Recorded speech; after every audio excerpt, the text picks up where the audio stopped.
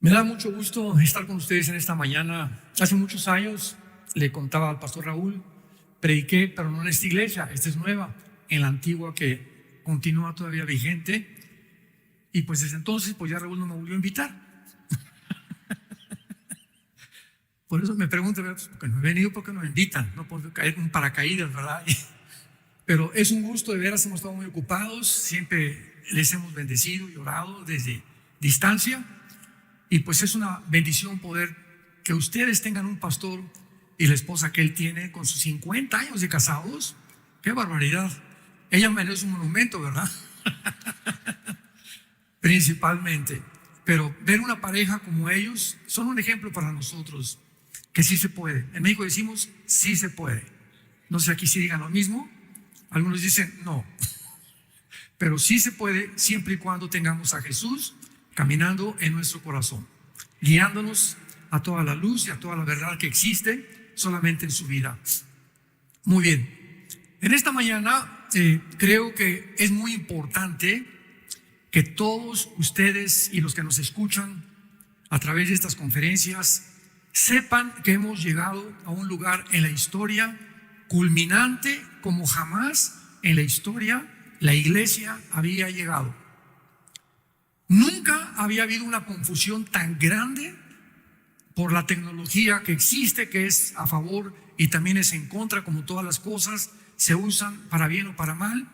Pero es impresionante la forma como los medios de comunicación, la narrativa que estamos escuchando en la mayor parte de las estaciones de televisión y de radio, han distorsionado, han enchuecado, han hecho a un lado la verdad.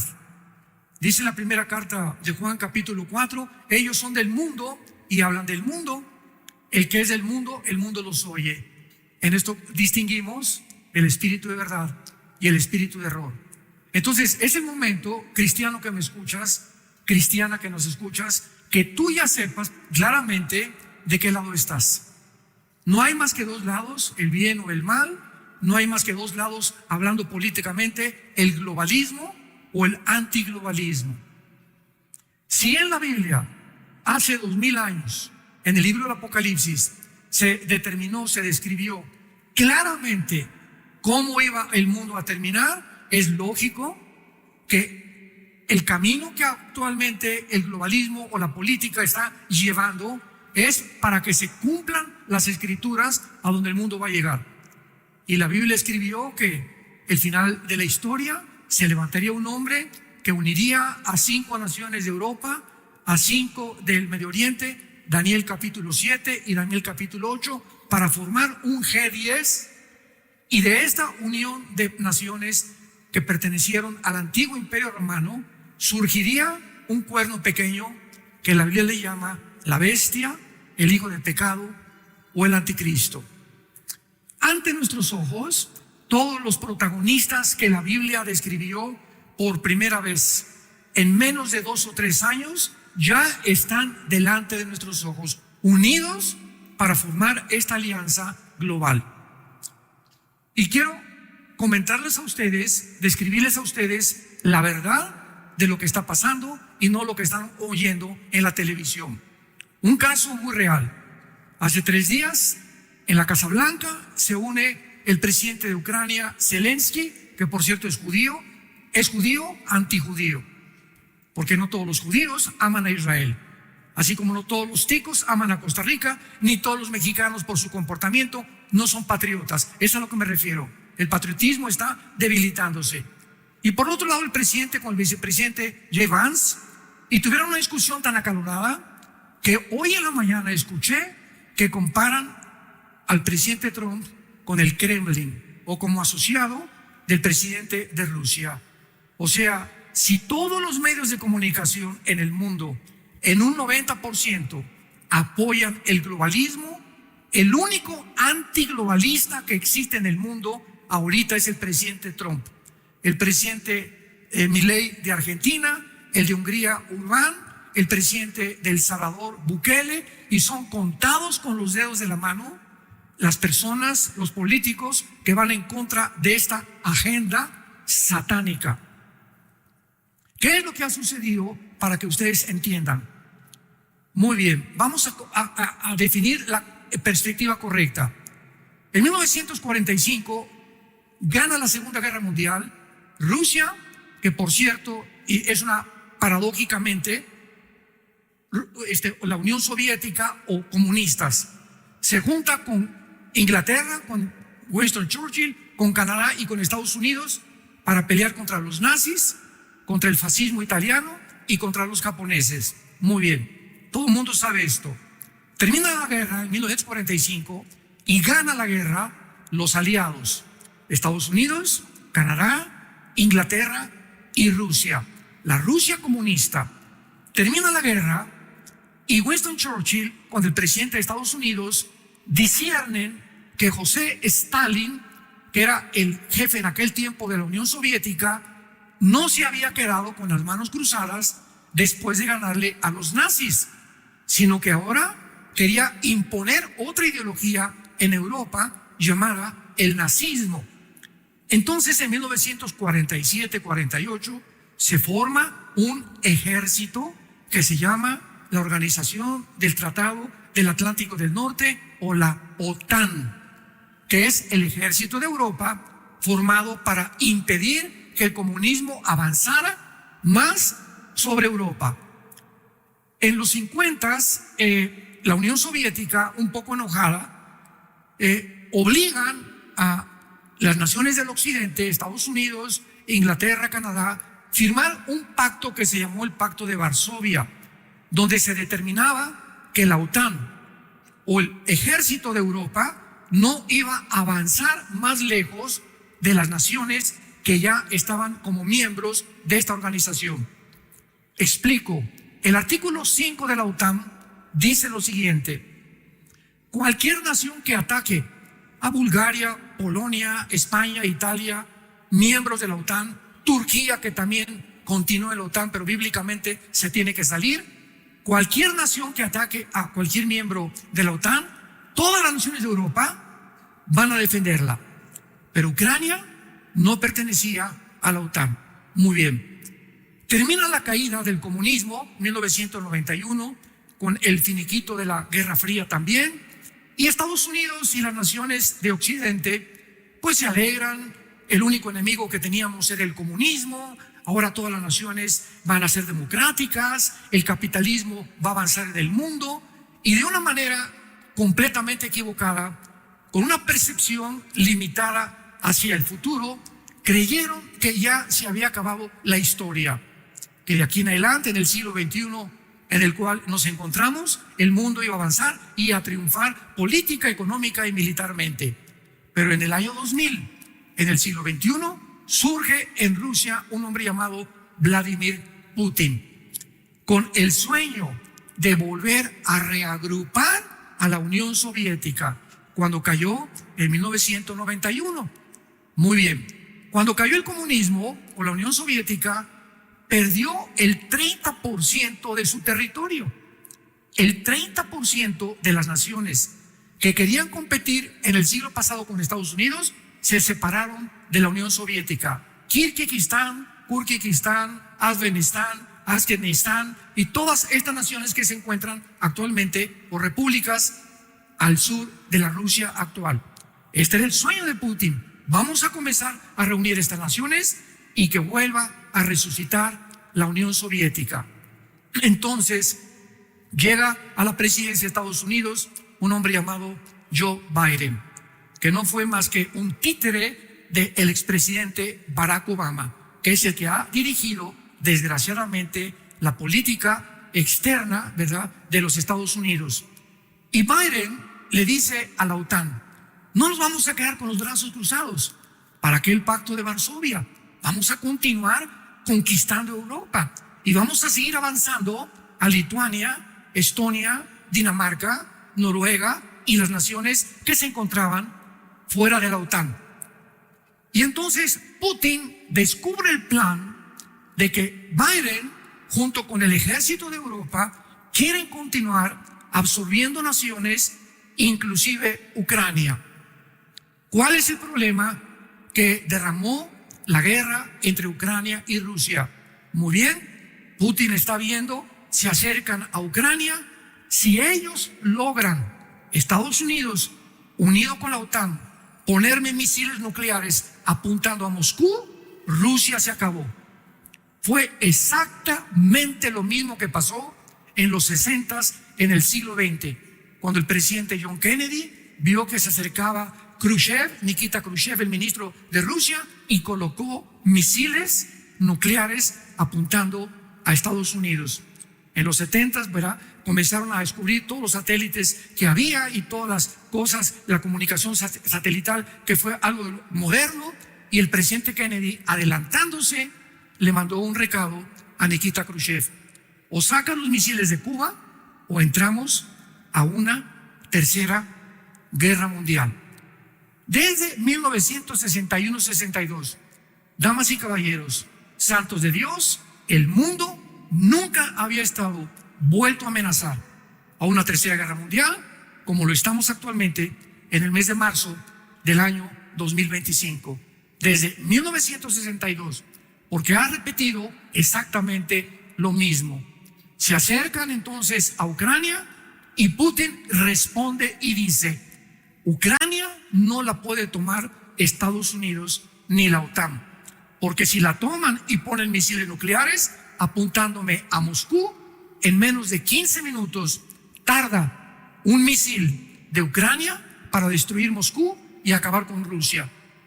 Y el sueño del presidente Biden y el sueño de China y de todos los grandes líderes políticos, Alejandro el Magno, Napoleón Bonaparte, Aníbal, Saddam Hussein, etcétera, etcétera, ¿cuál ha sido? Conquistar el mundo. Nada más que la tecnología que existe en el siglo XXI no existía en los siglos pasados. Y ahorita, por primera vez en la historia, hemos tenido la tecnología suficiente que puede capacitar a un solo hombre a convertirse en el dictador mundial. Hasta el siglo XXI es posible que un solo hombre controle el mundo entero.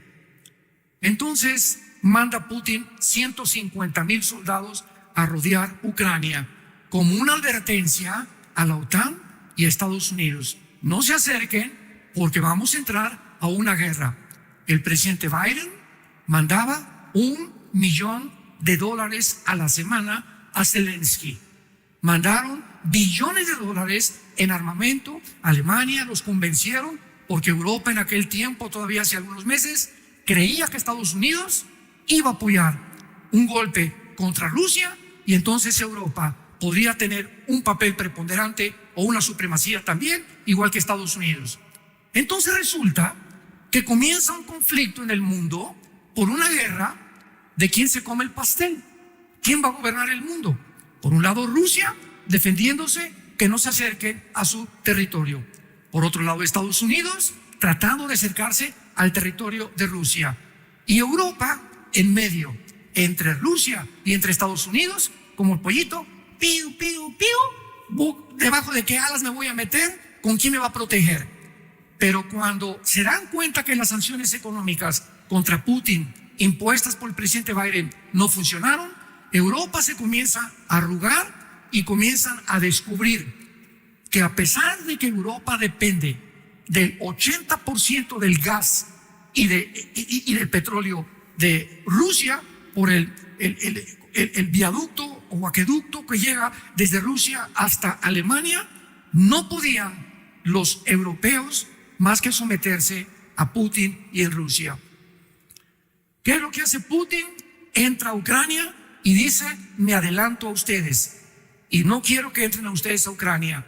Biden no hace caso y pone a Zelensky, aunque él ya estaba como presidente, y le promete que él va a permanecer como presidente por las ambiciones de Zelensky y quedarse ahí en Ucrania, dominando y siendo un territorio no ucraniano, sino de Estados Unidos, controlado por el ejército de Europa, y absorber a Ucrania dentro de la OTAN, para que si Putin manda un misil nuclear a Ucrania, la radiación va a llegar a Bulgaria, a Polonia, a las naciones de junto, y le va a dar oportunidad a la OTAN de entrar en guerra contra Rusia. Hace 3 días se presenta Zelensky a la Casa Blanca. Le dice el presidente Biden: el presidente Trump, oye, por el amor de Dios, tú eres el líder de una nación que se están muriendo millones de ucranianos por esta guerra. Vamos a pararla. Contesta Zelensky, no al cese al fuego. Oye, pero ¿cómo que no quieres parar la guerra? No, es que se puede lograr por otros medios. Y Ucrania no puede depender más que de Estados Unidos. Y cuando Trump le dice a Zelensky, nos vamos a salir y ya no te mando un solo dólar para que esta guerra se pare, y tu población en Ucrania votan por nuevas elecciones y quieren unirse a Rusia, deja que tu pueblo decida. Zelensky se puso terco y el presidente Trump le tuvo que decir, tú estás propiciando una tercera guerra mundial.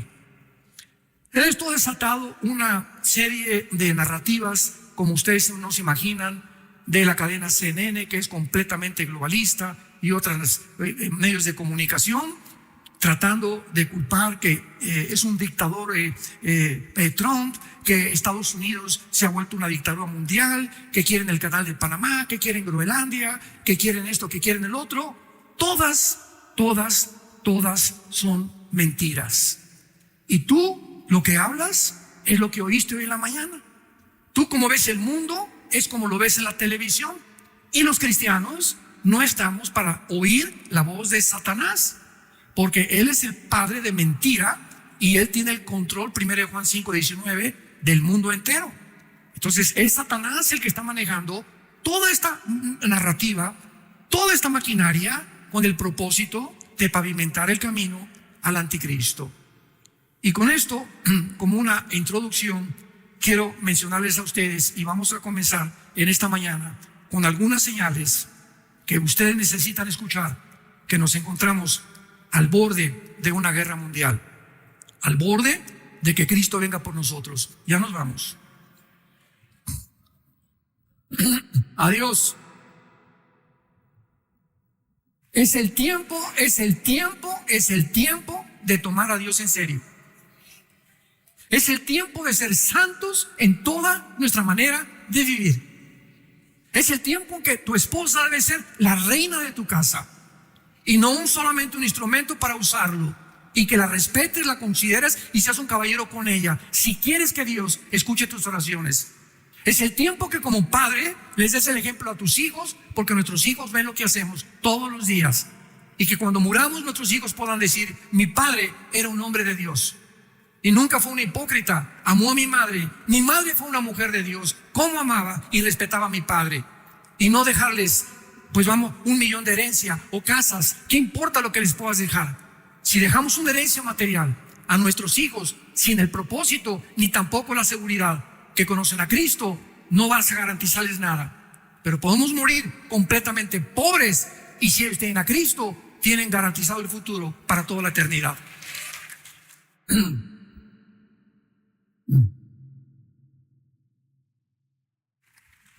Es el tiempo de volvernos a Dios, de tomar en serio a Dios, de vivir bajo el temor de Dios. Abran sus Biblias. Los que no traigan Biblia, siéntense con un cristiano. Libro de Amós, capítulo 9, versículo 14 y 15.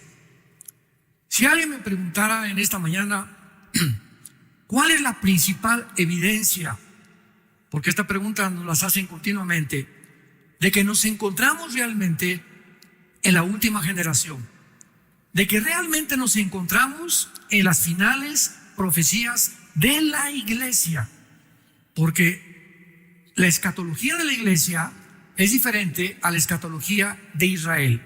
La iglesia termina su misión con el arrebatamiento de la iglesia por Jesucristo, e Israel termina su escatología o terminan sus profecías hasta la segunda venida de Jesucristo. Entonces hay profecías para antes de la iglesia y para antes de Israel, las cuales tenemos que continuar separando para poder entender el plan profético de Dios. Pero Israel es el termómetro de Dios. Desde que Dios escogió a Abraham para fundar Israel y enviarlo a las naciones para propagar este mensaje a Atenas, a Roma, a todas las civilizaciones antiguas que no tenían el conocimiento mínimo de lo que es los principios morales y los principios éticos que una familia tiene que tener, la Biblia comunicó al mundo. Dios dice: no cometerás inmoralidad. Dios es un Dios santo y a tu esposa la tienes que tratar, y nunca usarás el sexo antes del matrimonio. El sexo fue diseñado por Dios para usarlo dentro única y exclusivamente de la dimensión del matrimonio. Entonces, mi respuesta sería la siguiente: la evidencia más grande es el regreso de Israel en 1948. El 14 de mayo de 1948 comenzó tic, tic, tic, tic, tic, tic, la cuenta regresiva hasta nuestros días de que nos encontramos en la última generación. Dice así Amós 9, 14 y 15: traeré del cautiverio a mi pueblo Israel. Número 1, vean la primera profecía. Segunda profecía: no solamente regresarán, sino que van a edificar ciudades asoladas. Número 3, no solamente van a regresar, no solamente van a edificar, sino que también van a plantar viñas y a beber el vino de ellas. Y número 4, y la más importante: porque los plantaré sobre su tierra y nunca más serán arrancados de su tierra que yo les di, ha dicho Jehová Dios tuyo. Israel fue exiliado, ¿verdad?, sacado de su tierra en el año 70 después de Cristo, cuando el general Tito romano llegó con todas las tropas y no dejaron piedra sobre piedra. Más adelante, en el año 135, vino el segundo exilio, donde quedan otros judíos, los volvieron a sacar de su tierra. Desde el año 70 después de Cristo hasta el 14 de mayo de 1948, Israel vivió en Rusia, en Etiopía, en México, en Italia, en España, repartidos los judíos por todo el mundo. Actualmente los judíos que existen, muy pocos saben a qué tribu pertenecen, porque se desvanecieron la herencia de las tribus y no saben realmente si son de Manasés, ¿verdad?, o si son de Leví, etcétera, etcétera. Muy bien. En 1948 sucede algo que nunca había sucedido en la historia. Nunca una nación jamás había sido exiliada casi 2000 años sin haber sido absorbida por otras naciones. Vemos ahí en Texas, ¿verdad?, en todas las fronteras de Estados Unidos, personas que se mudaron a Texas hace 50, 60 años, gracias a Dios, paisanos le llamamos nosotros, y lo primero que hacen al llegar a Estados Unidos, un extranjero, es tratar de ser absorbido por la cultura y que no nos vean como mexicanos, que no nos vean como guatemaltecos. Entonces comienzan a vestir con sus tenis, sus calcetines blancos, sus shorts, su cachucha, o se olvidan del español, no quieren ya hablar español, qué tristeza, y tratan de practicar más el inglés, que es muy bueno, pero qué tristeza que no sigan practicando teniendo dos idiomas, porque ahorita el que habla dos idiomas en Estados Unidos le pagan mucho mejor salario. Entonces todos tratamos de no ser diferentes a los demás, ¿verdad?, para que no nos digan este es mexicano o chicano, guatemalteco, sino que podamos mezclarnos con esa sociedad nueva, multicultural, que forma los Estados Unidos de Norteamérica. Sin embargo, los judíos, después de casi 2000 años, regresan a su tierra. Nunca perdieron su religión, sus tradiciones, su cultura, su política y la ley de Dios, la Torá.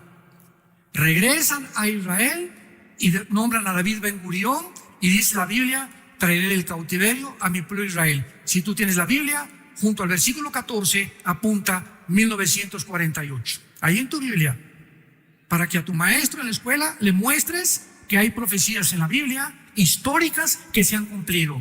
Fue el primer milagro. Llegan los judíos en el 48, no había un árbol plantado en Israel. Era un desierto total.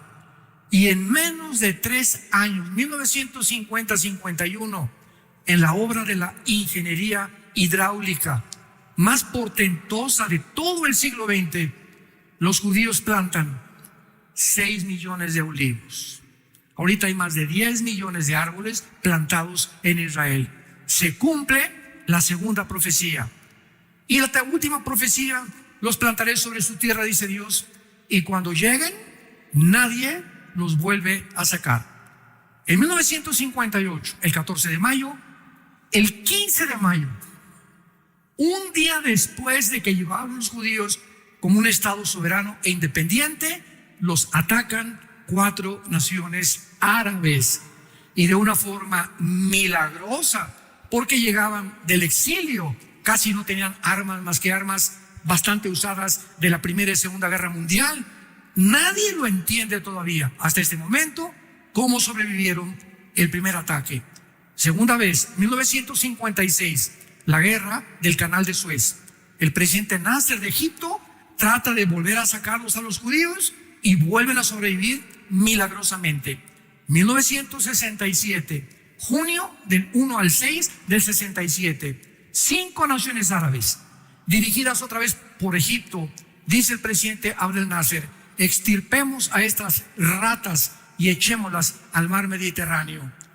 A los 2 días de que se llevó a cabo el ataque para desintegrar la nación de Israel, pilotos judíos, que hasta actualmente son los mejores pilotos del mundo, mejores que los F-35 americanos, mejores que los MiG rusos, mejores que los aviones de Inglaterra, actualmente no hay ninguna aviación más poderosa y mejor desarrollada y construida que la aviación de Israel. El segundo día, 6 aviones israelitas llegan a Egipto a las 6:30 de la mañana y acaban con todo el aeropuerto. Cuando estaban todos dormidos, ni desayunaban siquiera, se fueron a Siria, acabaron con los aeropuertos de Siria y con Irak. En el tercer día de la guerra, sus 5 naciones no tenían aviones. Comenzaron desde el aire a dominar completamente la tierra. Aventaron los tanques y llegaron a la península del Sinaí, llegaron a la ciudad de Jerusalén y llegaron a las colinas del Golán, al norte del mar de Galilea. La Liga de Naciones en aquel tiempo les habla y les dice: deténganse. Le dicen a Moshe Dayan, que era el general encargado de esta guerra: ya no avancen más. Los judíos, por la presión de las Naciones Unidas, devuelven la península del Sinaí, reparten a la mitad Jerusalén y les dicen: quédense con ustedes desde el muro del templo a la derecha, y lo demás dejémoslo a los musulmanes para que no haya otra guerra. Y las colinas del Golán, dijo Moshe Dayan, no las devolvemos jamás, porque es la frontera con Siria, y estratégicamente, si las devuelven, quedarían vulnerables, como Putin. Si devuelve Ucrania, Rusia se acaba. Para que entendamos esto, es importante poder concebir una geopolítica mundial. Después, en 1973, la última guerra de Yom Kippur, donde volvieron a ganar los judíos, 5 guerras no pudieron ganar a los enemigos. Se levanta un hombre llamado Husseini en Egipto y encuentra en la universidad, daba clases, a un discípulo llamado Yasser Arafat. Y Yasser Arafat es entrenado por Husseini, que era un ex nazi que ayudó a Hitler a perseguir a los judíos y sobrevivió a la Segunda Guerra Mundial, para entrenar a Yasser Arafat. Y dijo esto en un discurso: no podemos con los judíos a través de la guerra. Ya 5 guerras nos los han demostrado. Vamos a crear guerrillas urbanas, grupos terroristas que traten de sabotear aviones de Estados Unidos o ataques a Israel, pero a través de la guerra no podemos ganar. Y se desarrolló Hamas, después Hezbollah, después el ISIS, el Al-Qaeda, los Yutis y los talibanes en Afganistán y Pakistán. Y hasta este momento, desde el 7 de octubre del año pasado, que trataron de destruir a Israel, entrando en los kibbutz y metiendo, ¿saben lo que hicieron los guerrilleros y los terroristas de Hamas el 7 de octubre? Que casi nadie lo publicó. Entraron a las propiedades de civiles, prohibido por la ley internacional y el Tribunal de Justicia de La Haya, prohibido que en una guerra se tomen rehenes civiles, y menos que maten civiles intencionalmente. Pues entraron a los kibbutz y a una familia le cortaron las manos enfrente de la mamá, a la mujer Ojalá que no les conmueva esto. Le abrieron el vientre en medio de los niños chiquitos, a los recién nacidos, los metieron en un horno microondas para quemarlos. Y después, familia, el hijo, la mamá, el papá y los bebés. Y después les quemaron juntos a todos, junto con su casa. Así lo hicieron con más de 700 personas. Y después que hicieron esta masacre, se llevaron a 250 rehenes a la ciudad de Gaza. Israel, ¿quién se va a quedar con los brazos cruzados?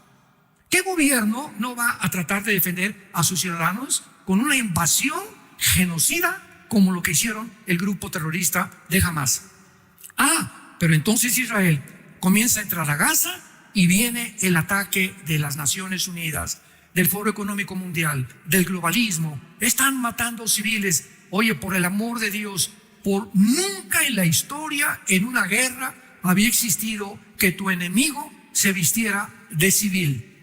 En la Segunda Guerra Mundial, los alemanes de negro, los gringos y los aliados de verde. Y ya sabes que los de negro son tus enemigos, Pero si tú entras a una casa y no están vestidos de negro con uniforme, no los puedes tocar. Pues todo el grupo guerrillero y terrorista de Hamas se vistieron como civiles, las mujeres con sus rebozos, con las ametralladoras R-15 aquí debajo. ¿Y cómo podían entonces los judíos distinguir quién es el enemigo?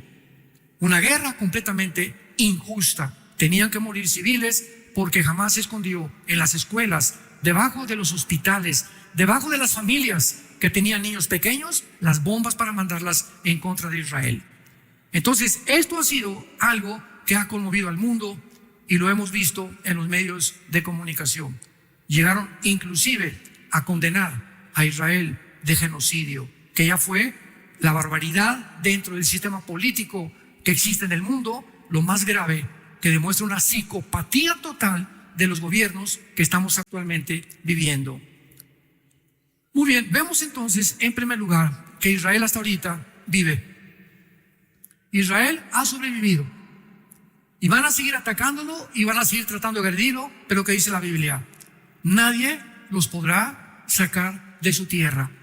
¿Cómo es posible que un pedazo de tierra o de territorio del tamaño tal vez más chico que El Salvador o que el estado de Virginia en Estados Unidos, rodeado por más de 30 millones de árabes, no puedan con ellos, no puedan destruirlos, no puedan acabar con ellos? Algo sobrenatural nos dice que la existencia de Israel demuestra la existencia de Dios. ¿Me escucharon? Cuando alguien me pregunta, demuéstrame la existencia de Dios, les contesto, Israel. No hay evidencia más grande de la sobrevivencia de un pueblo como Israel para demostrar que Dios existe y que las promesas a Abraham, Isaac y Jacob se tienen que cumplir al pie de la letra. Veamos en segundo lugar, en el libro de Ezequiel capítulo 38 y 39, que se profetiza una invasión futura contra la nación de Israel. El capítulo 38 y 39 de Ezequiel nos describen claramente la guerra final del Armagedón, que se encuentra en Apocalipsis 16, del 12 al 18. En este libro encontramos, damas y caballeros, santos de Dios, las naciones descritas hace 2700 años que no existían, que ni siquiera se habían unido. Esta alianza de naciones no existía hace 6 años, ya para no irnos tan lejos. Antes del 2015 no existía esta alianza de naciones que ante nuestros ojos actualmente se han vuelto a reunir y las tenemos enfrente de nosotros, diciéndonos claramente que los protagonistas finales de la última guerra ya están unidos para poder invadir a Israel, cosa que no podrán hacer porque vendrá Jesucristo antes que destruyan a Israel. Dice así: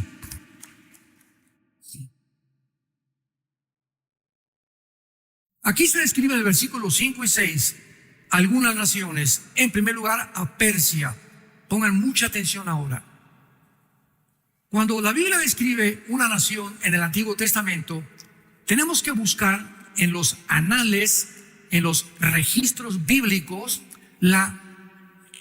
ahora sí que el origen de los apellidos del territorio y de la geografía y de la historia de las naciones, para poder descubrir en el siglo XXI a qué naciones se refiere la Biblia. Persia, en 1935 cambió el nombre a la República de Irán. Ponle ahí arriba de Persia en tu Biblia, Irán. 1979 cambió otra vez el nombre a la República Islámica de Irán. Entonces ya tenemos una nación preponderantemente agresiva, que por cierto, en el siglo XXI, Irán es la nación que promueve, sostiene a todos los grupos terroristas del mundo contra Israel. Israel sostiene a Hamas, sostiene a Hezbollah, sostuvo a Al Qaeda, a ISIS, a los Houthis de Yemen y a los mismos talibanes. Si me quieres nombrar la nación actualmente más terrorista del mundo, es Irán. Y aquí está retratada hace más de 2500 años. Después tenemos a Cus y a Fut. ¿Quién es Cus y quién es Fut? Vamos a regresar al pasado. ¿De quiénes descendemos nosotros? ¿De quiénes descendemos? ¿De Cuauhtémoc? ¿De Benito Juárez? ¿De quién? Descendemos de los 3 hijos de Noé. ¿Ok? De Sem, Cam y Jafet. Cuando vino el diluvio universal, en el año 1500 después de Adán, vino una restauración del mundo y todos nosotros descendemos o de Jafet, o de Sem, o de Cam. Muy bien. De Jafet descienden todos los anglosajones. Toda Europa fue formada por los descendientes de Jafet.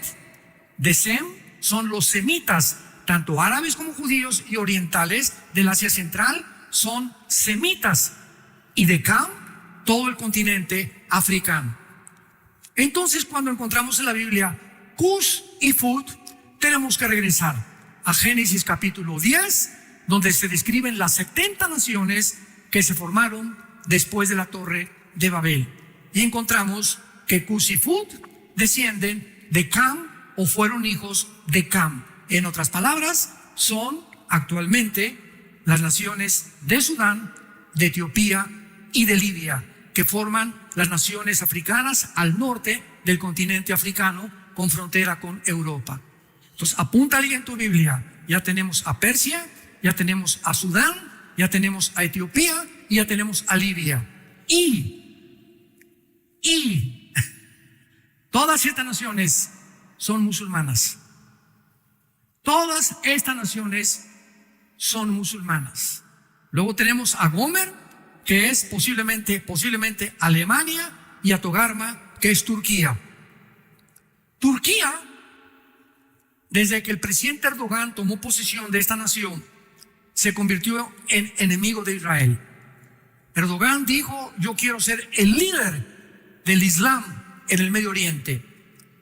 Turquía, esto es lo más interesante, que Turquía pertenece a la OTAN, al ejército de Europa. Ahora, si la Biblia dice que Turquía va a formar parte de estas naciones, que el anticristo va a formar de una confederación política, pues es lo normal que Turquía se va a tener que salir de la OTAN. Porque ¿cómo puede pelear Turquía defendiendo a Europa cuando va a formar parte del gobierno mundial del anticristo? Todas estas naciones van a formar parte del gobierno del anticristo y todas serán musulmanas. Cuando vino la invasión de Rusia a Ucrania, Turquía le dijo a Putin: ay, Putincito, ya me quedé sin trigo, ya no tenemos petróleo, ayúdame. Y le dice Putin: véngase mi nene, aquí chencheche, aquí, véngase aquí, yo te lo dije Erdogancito, ¿verdad? Que no te alejaras de mí. Los gringos no son capaces de confiar en ellos. Y entonces Erdogan se sale, no políticamente ni oficialmente, de la OTAN, pero se une a Putin, a Irán, a Irak y a la China, que fueron las naciones que estaban peleando contra Estados Unidos para hundir a Rusia a través de Ucrania.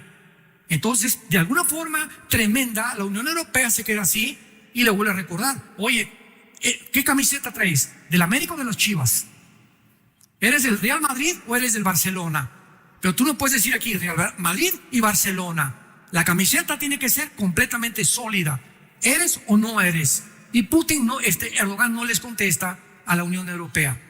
Y ahora, hace algunos meses, que Siria cae el gobierno de Bashar Assad, el tercer descendiente de los fundadores de Siria, bajo el gobierno de Turquía, financiando a los grupos guerrilleros de Al-Jolani, el que está ahorita en Siria como jefe de todo el movimiento revolucionario, era miembro y comandante de Al-Qaeda y era ex jefe de ISIS.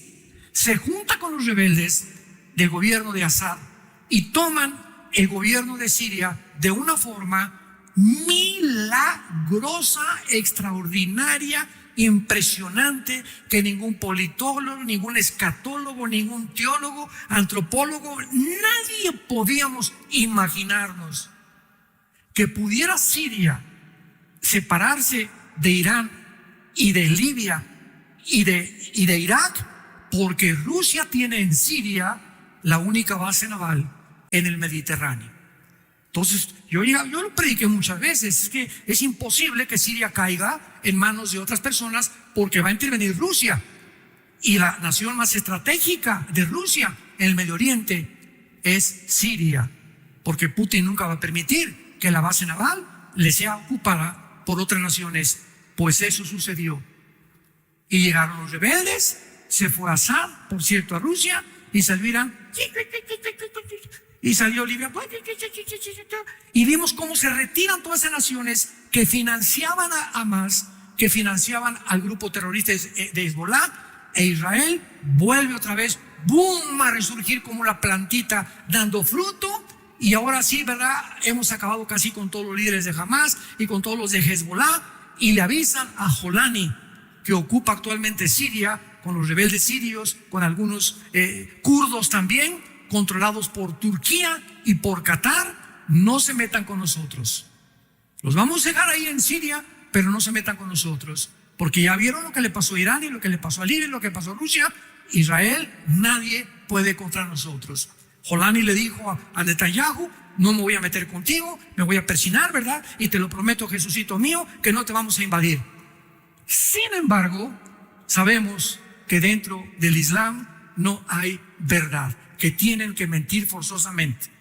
Y esto no va a tardar mucho para que se cumpla la profecía del Salmo 83. Vayamos al Salmo 83 ahora y veamos esta profecía que está por cumplirse también, donde Israel va a ser atacado por naciones musulmanas. Dice el versículo 3, Salmo 83: contra tu pueblo han consultado astuta y secretamente, han entrado en consejo contra tus protegidos, han dicho: venid, destruyámonos, para que no sean nación y no haya más memoria del nombre de Israel. Vemos nosotros la confabulación. Esto fue escrito hace 3000 años. Los salmos fueron escritos hace 3000 años, profetizando una nación de las tiendas de los edomitas, versículo 6, ismaelitas, Moab, Agarenos, Gebal, Amón, Amalek, etcétera, etcétera, todas naciones árabes musulmanas, para que esta última guerra que viene contra Israel se está preparando ahora que Estados Unidos ha vuelto a tomar el poder de proteger a Israel. No sabemos qué le va a pasar al presidente Trump. Ya lo intentaron asesinar, lo intentaron meter a la cárcel. En el último intento de asesinato parece que él se convirtió ya a Jesús. Ahora mandó una ley a todas las librerías públicas que saquen a las drag queens que se vestían de mujeres y podían bailar enfrente de los niños. Prohibió las exhibiciones del movimiento LGTB públicamente, para que hombres con todos los órganos sexuales de fuera enfrente de los niños no estén dando ese espectáculo antidenigrante a la familia. mandó una orden que se renueve la lectura de la Biblia, como ahorita en el estado de Oklahoma. Todo Oklahoma ya lee la Biblia.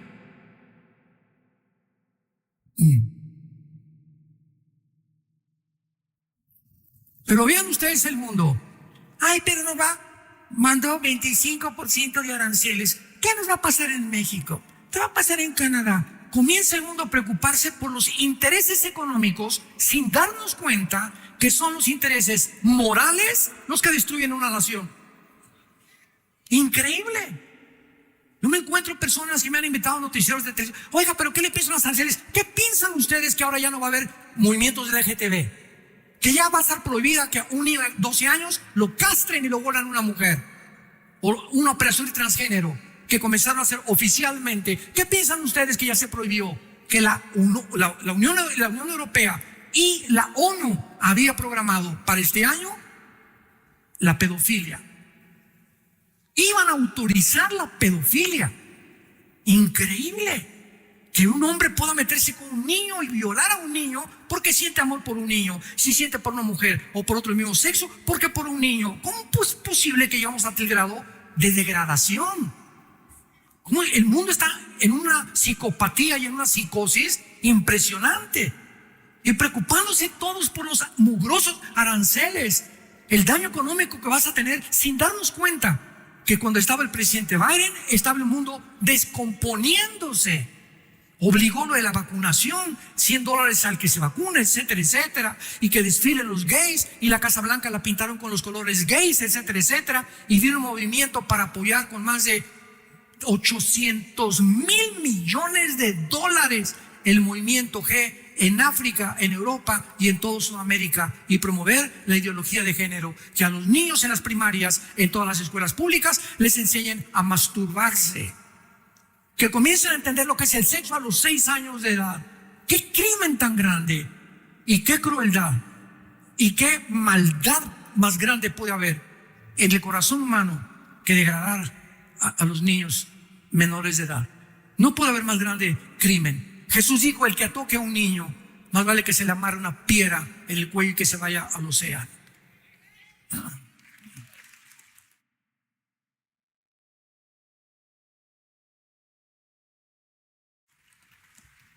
Vemos en tercer lugar el resurgimiento de Europa. En 1957 se forma el Tratado de Roma y por primera vez las naciones europeas se unen para poder establecer una confederación y protegerse de todas las naciones del mundo entero.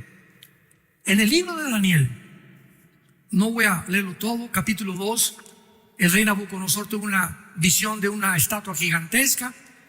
Fue una cabeza de oro, los brazos y los hombros de plata, el vientre de bronce, las 2 piernas de la estatua eran de acero y los dedos de la estatua una mezcla de acero con barro.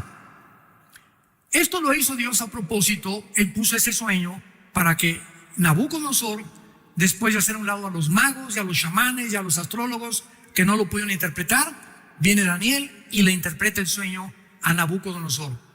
En este sueño de la estatua se encuentran en la estatua todos los gobiernos mundiales finales del anticristo.